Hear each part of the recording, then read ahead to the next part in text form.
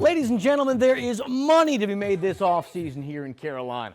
Someone's going to get it. Question is who? The business he's talking about is esports, a business where, yes, actual physical trades exist. Give me a second. St. John is currently a star player for the Hornets Venom GT, operating under the gamer tag Big Saint. There's actually plenty at stake, not for guys like Bryce, but for guys on the bubble. These guys are trying to make the roster, and tonight is it. The question here is, should the Hornets trade LaMelo Ball? They're going to say no. Joey, he's going to say yes. I'm going to be the judge. That's why I have the hammer here. You're a guy that has done everything in this sport. Why does a third-place finish bring tears to your eyes? I never dreamed of being a car owner. Came back with 2 straight birdies, so now he is at 4 under for the day at -1 for the tournament.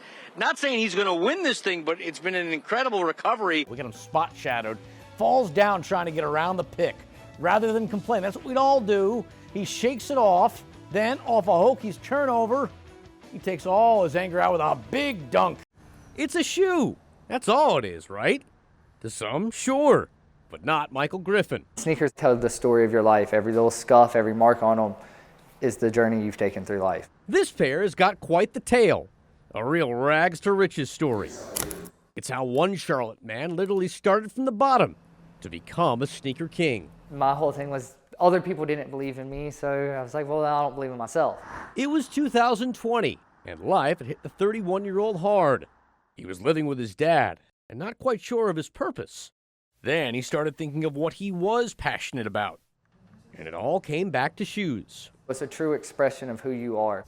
But what happens when wearing a pair of Nikes just isn't good enough? Griffin wanted to do something more. He wanted to make the shoe pop. Being able to do custom, you can make something that's truly you. A great idea in theory, if he had the art materials and an actual art background. 2 things Griffin severely lacked. Do you like that? What he did have, however, was a stimulus check and a woman who believed in him. He is very determined. If he says he's going to make something happen, he always makes it happen, no matter what. And so the two set out on making the impossible a reality. Money was tough to come by, but that didn't stop Griffin from becoming a master of his craft. It's not going to happen overnight, so I just got it in my mind that this is something I wanted. Before long, Griffin got pretty good. However, he still needed a break. Then one day, just prior to the start of the 2022 season, opportunity came calling. I got in front of Brian Burns and got his shoe size and told him I wasn't trying to make a sale, that I wanted to get my work out there, and I bet on myself. And that truly is what changed our life. It worked. Burns liked what he saw. He became a client, and soon a lot of his teammates did too. Laviska Chenault Jr., Derek Brown, Frankie Luvo, Xavier Woods, Chuba Hubbard. The names keep on coming, but Griffin isn't running low on ideas. Some of Michael's designs are pretty far out there. This is the shoe that Adam Thielen wore on Christmas Eve. It's based on the Grinch, and it's got a TV in it. Crazy? It depends on who you ask. I personally like, how cool. They're definitely unique. But then again, so is the pair Griffin tossed up on the power line the day he and his wife opened up their custom shoe store last summer. We're chasing a dream. We're working hard, and that's what it comes down to. Yeah, it's been a journey, all right. And it's only getting started. If you were watching the Panthers and Bucks play their games side by side this afternoon, man, were you on a roller coaster. Both games kicked off around 1. Both had to frustrate Panther fans to no end. We'll start with Tampa. They were at one point good this year. Now they're not. Back in the second quarter, they were having all sorts of problems. Miami was leading 17-7 at the break. While that was happening, Carolina was holding its own against the best team in the NFC.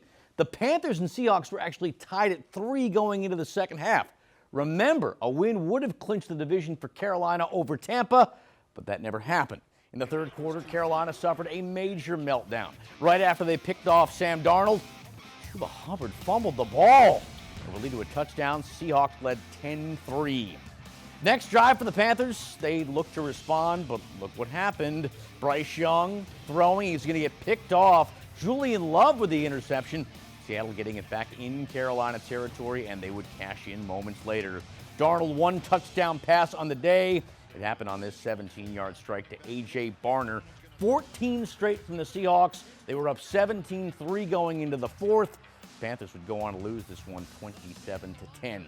And if that weren't bad enough, the Bucs lost to the Dolphins 20-17. So a lost opportunity for the Panthers, and now it all comes down to next week. Win that game, the division is Carolina's.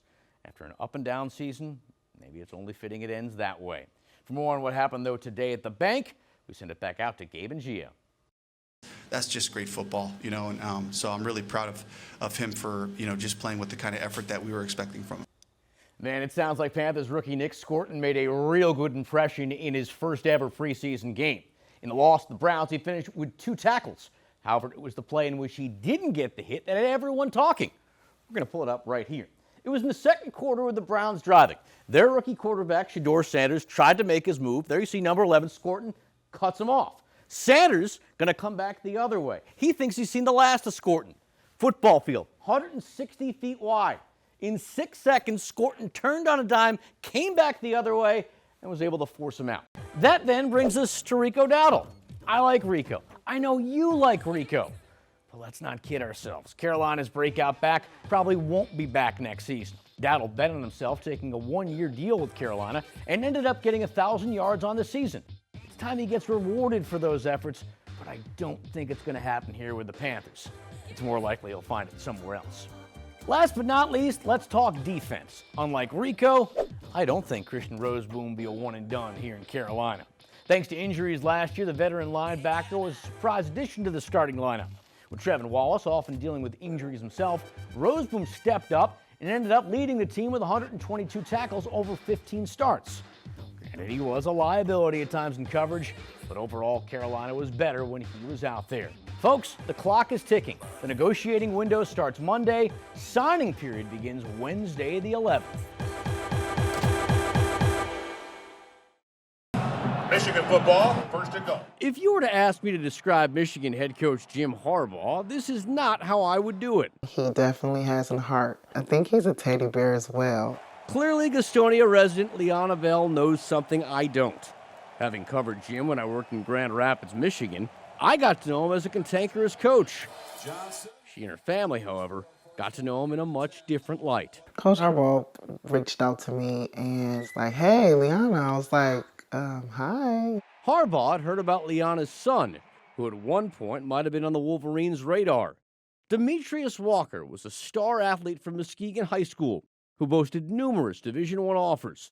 But U of M was the one he was waiting on. He was just like, I just want Michigan. I'm ready for Michigan. He was going to get it. But when Harbaugh called in the fall of 2022, it obviously wasn't going to happen. Demetrius was dying from cancer, and Harbaugh wanted to do something special for him. This was the day that we were invited to the big house, and this is his first touchdown with Harbaugh and the boys. The day was chronicled by ESPN and other national outlets.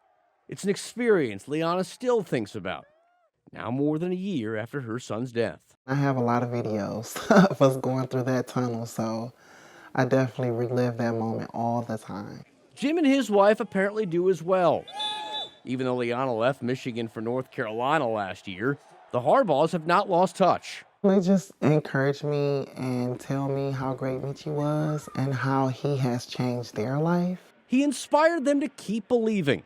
And while it was a joy to see the Wolverines finally win it all this past week, Liana took greater pleasure whenever Harbaugh would bring up her son's name during media interviews. You know, when people pass, you would think the world will stop, but it just keeps going. And he's just never forgotten. The entire thing is bittersweet. He's supposed to be here. He was supposed to be here celebrating with us. Instead, Demetrius is now an immortal Wolverine. It's like I felt the presence. Still inspiring, still connecting, and still bringing out the best in everyone.